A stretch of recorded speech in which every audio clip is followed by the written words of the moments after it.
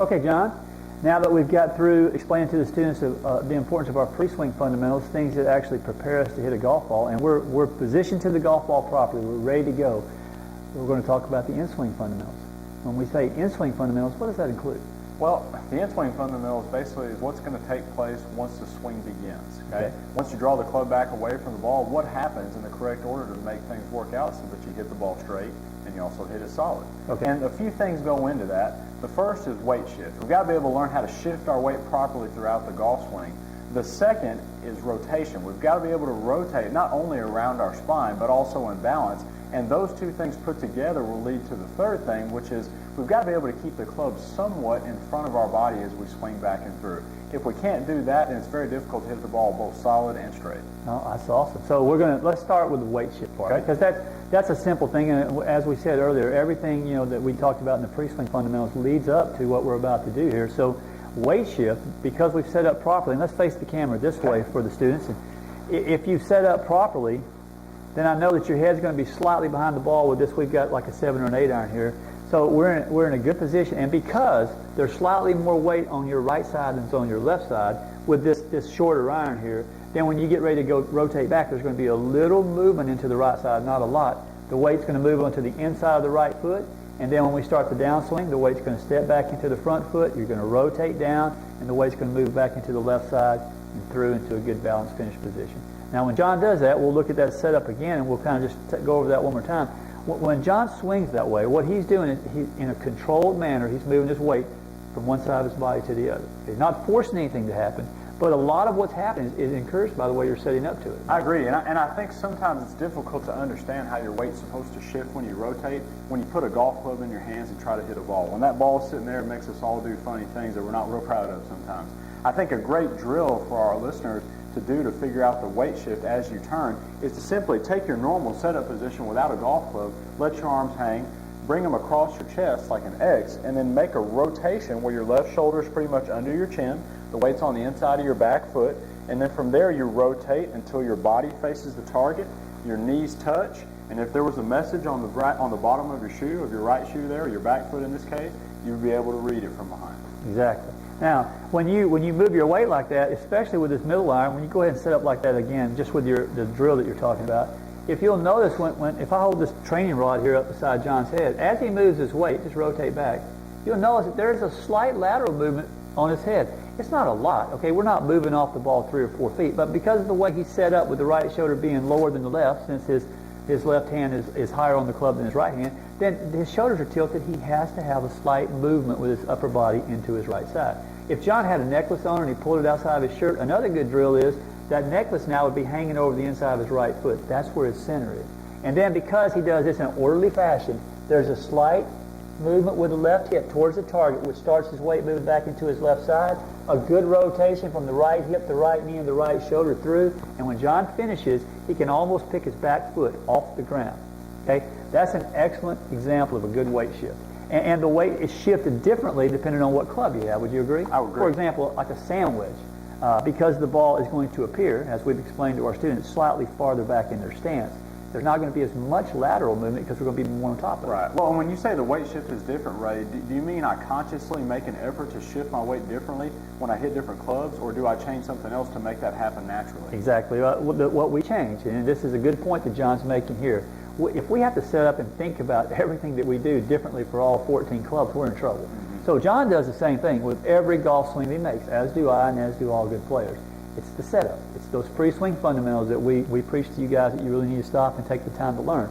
They're going to help us control how much weight moves, where, and when it moves, right? Because our setup is different with a sand wedge versus that of a drive. That's right. So weight shift, very, very, very important in the golf swing, and not really a hard thing to learn, just something you got to spend a little bit of time on. The next part that John's going to demonstrate, and I'm going to go ahead and let you set up facing me this time, just a little bit here.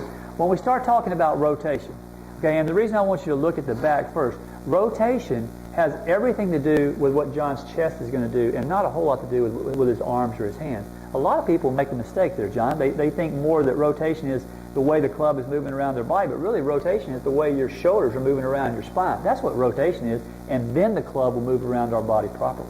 I agree. Go ahead, Ned. And I think if you do that simple drill we talked about that does the weight shift for us, I think the audience can also learn to rotate a bit better. If you'll hold that club for me there, if you'll watch me make this rotation, and if you'll put a stick on the back of my back there for me, you'll notice that when I make that turn, that spine angle is going to stay relatively the same as I go back and through. And then if I stuck my hands out like I had a golf club, I'd be in a great position at the top of the backswing right Well, I there. can see right here that the middle of your chest and your hands are directly in line with each other. So you haven't just reached back with your arms. You've actually rotated your shoulders in relationship to your target line. That's awesome deal right there. right. And when you rotate, and when he does that again, if he puts this rod up, when he's doing his drill, like his rotation drill, if we let him hold this rod with his hands, and we rotate, you can watch the rod, and you can see that the rod is turning so that it's facing the camera. Now, he's actually turned his back to the ball. And why don't you turn around and face the camera there for a minute and give them a little bit better idea so they can see what your shoulders are doing when we're talking about rotating.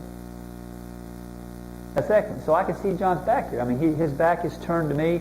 The training rod that he's holding there is almost perpendicular to his target line. And my legs have remained pretty quiet. Very quiet, very still, very much in control. Okay? So that's rotation. Now, why is rotation so important in the golf swing? Well, rotation is so important because it's probably the single most important factor in hitting a golf ball solid. Being able to rotate and balance without drastically changing the difference between you and the ball is going to be our biggest factor on how we put the ball in the center of the club face. Assuming that you have that good quality setup that we talked about in the earlier segment, if you can learn to rotate around your spine without any great change of movement, either side to side, up or down, or from this view towards the ball or away from the ball, you can get a constant center to rotate upon. And once that club stays relatively in front of your body, you should find the center of the club face more times than not. Exactly. And I think the key there is, again, it goes back to the pre-swing fundamentals. Rotation is a very, very important part of the golf swing. But if we set up properly, that rotation is pretty easy to achieve. It is. If we don't set up properly, then we wind up doing what I'm going to say 95% of all the people that play golf do is we wind up hitting golf balls with our athleticism. That's okay, right. not making a golf swing. If you make a swing, I want you to make a swing for the students, so you might have to back up just a little bit here, but if John makes a golf swing, this is a golf swing. He's allowing the club to move around his body back and through. He's not forcing anything to happen. Okay, there's a big difference between swinging a golf club and hitting a golf ball. Now, because John has a good weight shift and good rotation, he sets up to the ball well, that looks like it's relatively simple to do. But, you know, every amateur that tries to do that, they find a lot of trouble in doing that. Part of the reason is because when John sets up there, again, let's just do it one more time. Part of the reason is they don't rotate. Watch the difference in what the swing looks like when John doesn't rotate and he just tries to hit it with his hands and his arms. There's a lot of things that change there, right? And one of them, I mean, very, very obvious, and it should be obvious to our students, is the path. And we've already talked about, man, the path has a lot to do with what? It has to do with where the ball goes. Yeah, because it creates spin. We got to be in control of spin. So John set up, he had a great setup, but he didn't rotate. He just took the club back with his hands and his arms, so he had no place to go except for outside and across to the inside. Now, if you're a good athlete, you can manipulate that and sometimes hit a good golf shot. We're not looking for sometimes, we're trying to hit a good golf shot more times than not. That's right. So rotation is important. When he rotates properly, and one more time, I know I'm asking you to hit a lot here, but when John rotates properly, he understands that his chest, his arms, and his hands all have a different job, right? That's right. I mean, when I look at him, the thing that I see that's most important here is when he starts to turn, it's his chest that turns back and through. Now, if John didn't do anything with his hands or arms, and he just turned his chest, watch the way the club would go back. That wouldn't be very productive there, right? It's too far to the inside, what we would call shallow, and it affects our path greatly. If John his arms did exactly what they're supposed to do, their only job is basically to raise up and down. That's all his arms are doing. They're just getting the club up and down. And his wrists are what's going to set the club. But if his arms worked and his shoulders didn't work, and he took it back, that's the swing that we see. And that's probably what we see more times than not. His shoulders are not very much turned at all, actually. He's facing the ball still, and he's reached back with his arms. They've done their job. They've raised up. The wrist have set the club, but his shoulders didn't rotate. So all three of those things need to work together. That's right. What would be a good maybe drill that you could give our students to help them understand how those three different parts work all together? Well, I think the best drill we can do is if you take one of these sticks and you put it on the outside of your ball. Okay, you take one of these sticks, you put it on the outside of your ball, grab another stick here, and you take it, and if you'd set up to the ball for me here for a second, if you'll take that stick, that's right, from that view there, okay? if you'll take another stick and stick it in the ground far enough back where you're not going to be hit, but on the same plane that the golf club is right there, Okay. the same angle that the shaft is. And basically what I think we can show them here, Ray, is the takeaway position where the chest and club work together. And you guys will notice that the golf club and the chest are out in front of each other. If I drew basically a straight line from the chest, it's going to go right to the club. And you guys will notice how the golf club will work slightly above that stick on the way back. And then to finish his backswing, all we're looking is for two things really. Turn the chest and the back and continue to fold the club up. And if he does that, the club will fold up in a classic position and he's ready to go. When he initiates his downswing, you guys are going to see that he's basically going to return that club almost exactly on that stick and into the ball and then rotate out to the finish. And that's basically, Ray, that's basically what we're going to call being on plane, right? Okay. Being able to keep the club somewhat out in front of your body, back and through. Too much over that stick, too much under that stick, it's going to cause us some serious problems. I agree, and I like that. Let's have you swing this again. Okay. Show the students the same thing. One of the things that I like about what he said there is this club works above this line. Let's say if you're out on the practice team, you've done what John said, and you put one of these training rods in the ground where it kind of matches that setup position. When John rotates with his chest, we make sure that his arms start to work up and the club starts to set. I like the fact that the club head here is outside of John's hands. Now, a lot of times this is where people struggle because they've been told or they've read or they've heard somebody say, you've got to swing inside out. Well, this club head might be outside of John's hands, but it's certainly inside of our target line.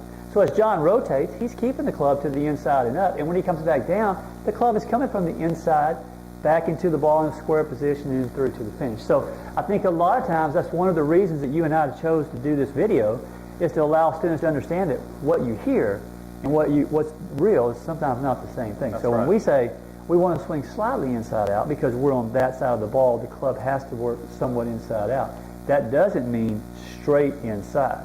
Okay? That's right. And I think, you could go around and visit teachers from Hank Haney to Butch Harmon, David Ledbetter, people all over the country and all over the world. And while they'll all have different teaching styles, the fundamentals that we've discussed with our audience here in this video and that we put in our book, Golf Made Simple, Let the Journey Begin, I think what we can do there is we can really narrow it down to some things that we agree upon.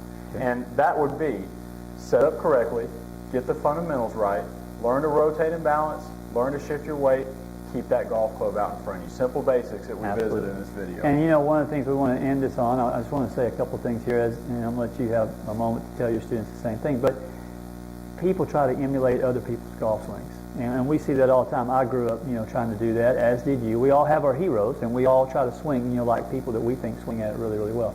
But what students should understand is we're all built differently.